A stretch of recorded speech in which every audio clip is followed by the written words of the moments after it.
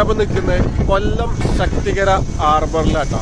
ഇത് കണ്ടില്ലേ, ഈ മീന് കൊടുന്ന് കൊച്ചിയിലേക്ക് കയറ്റി അയക്കുന്നത്, ഇത് പൊടിക്കാൻ വേണ്ടി കയറ്റി അയക്കുന്നതെന്ന് പറയുന്നത്. പൊടിച്ചിട്ട് ചൈന അങ്ങനെയുള്ള സ്ഥലത്തേക്ക് പൗഡർ ആക്കിയിട്ട് പാക്കറ്റാക്കി വിടുന്നതാണ്. കണ്ടില്ലേ, അപ്പോൾ ശക്തികര എന്ന് പറയുന്ന സ്ഥലത്താട്ടോ കൊല്ലം.